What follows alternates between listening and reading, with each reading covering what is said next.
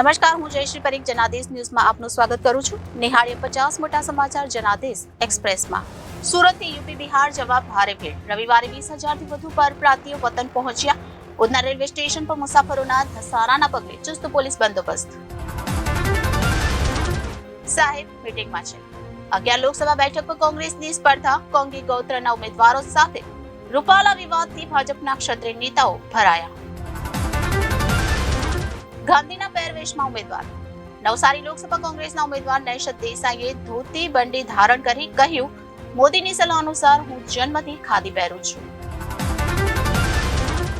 આજે ચાર્જ સંભાળશે. ઇતિહાસમાં પહેલીવાર સુરત 73 દિવસ કમિશનર વિનાનું રહ્યું.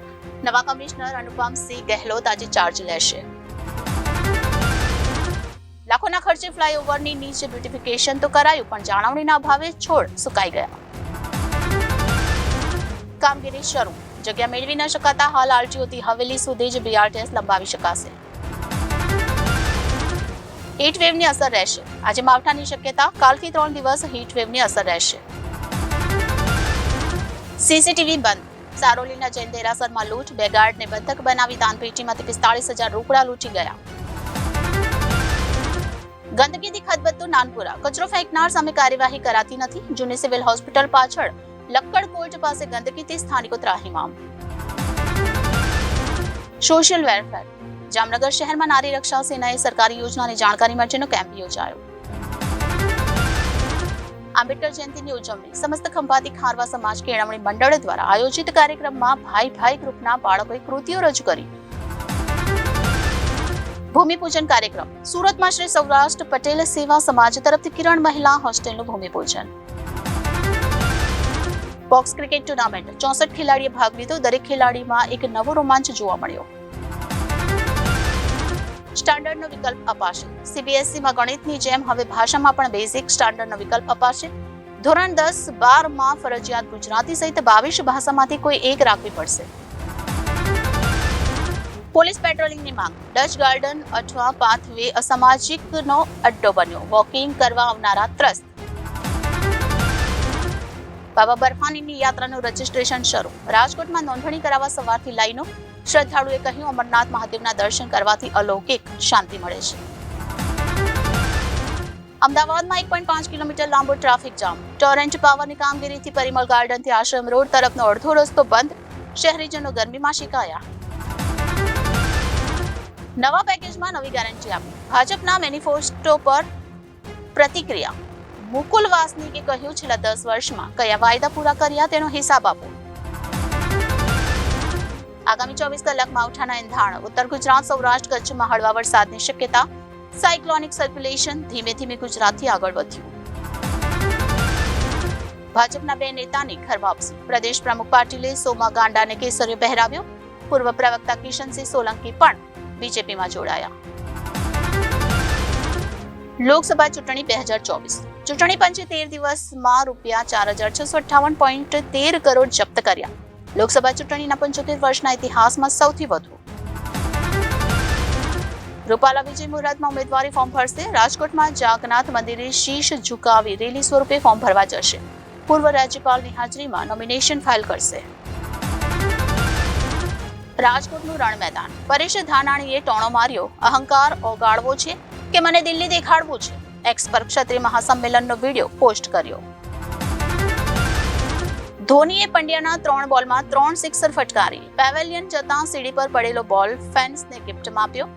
મુસ્તાફિઝુરે જગલિંગ કેચ કર્યો. રાધિકા મર્ચન્ટનો બ્રાઇડલ શાવર. જાનવી કપૂરે પાર્ટી હોસ્ટ કરી હતી. શિખર પહાડિયા અને અનંત અંબાણી પણ જોવા મળ્યા. સલમાનના ઘરે થયેલા ફાયરિંગમાં રોહિત ગોદારા ગેંગનું નામ સામે આવ્યું. સીસીટીવીમાં કેદ થયો શૂટર કાલુ. લોરેન્સ માટે કામ કરે છે રોહિત ગોદારા. પૂજા હેગડે મુંબઈમાં 45 કરોડ રૂપિયાનું ઘર ખરીદ્યું. 4,000 સ્ક્વેર ફૂટમાં ફેલાયેલો સી ફેસિંગ બંગલો. એક્ટ્રેસ ટૂંક સમયમાં શિફ્ટ થશે. માનવ કોલે શેર કર્યો ગંગાજલનો કિસ્સો. બોલ્યો, પ્રિયંકા ચોપરા સેટ પર રડવા લાગતા 2 કલાક સુધી શૂટિંગ બંધ રાખવું પડ્યું.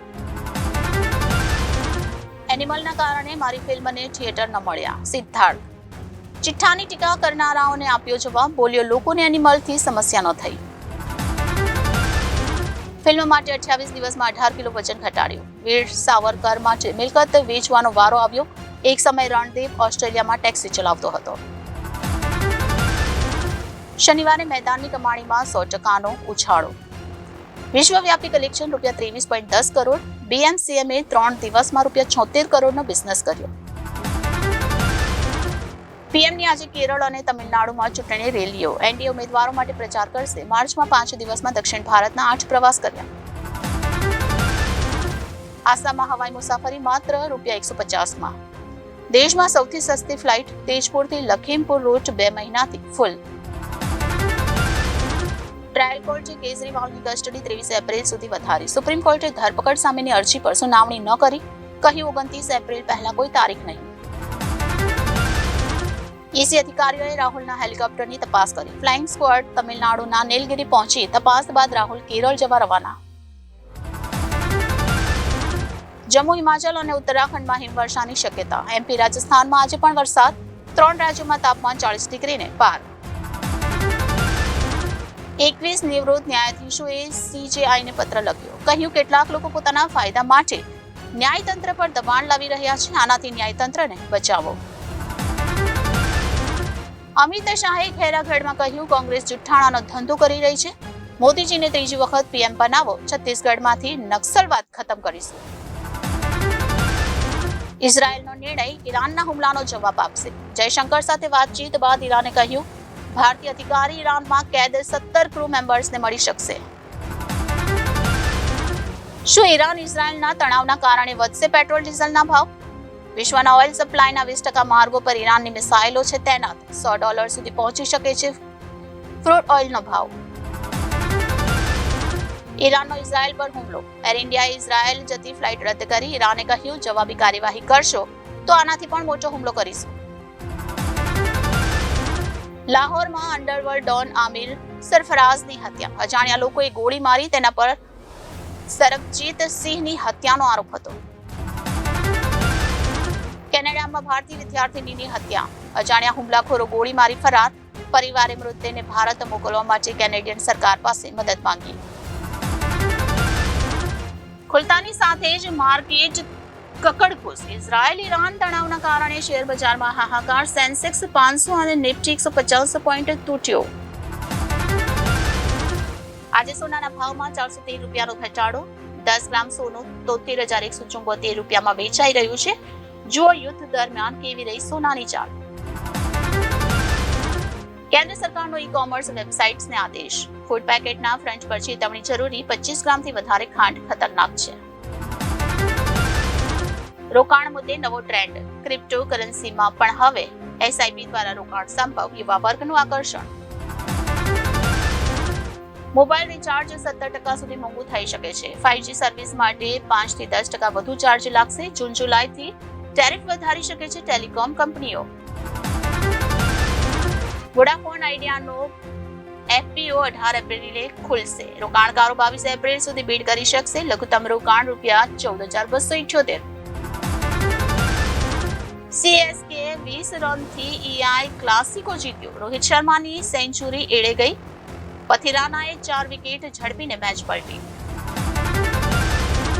તો આ હતા અત્યાર સુધીના સમાચાર. ફરી મળીશું નવા વધુ સમાચારો સાથે. ત્યાં સુધી જોતા રહેશો જનાદેશ ન્યૂઝ. નમસ્કાર.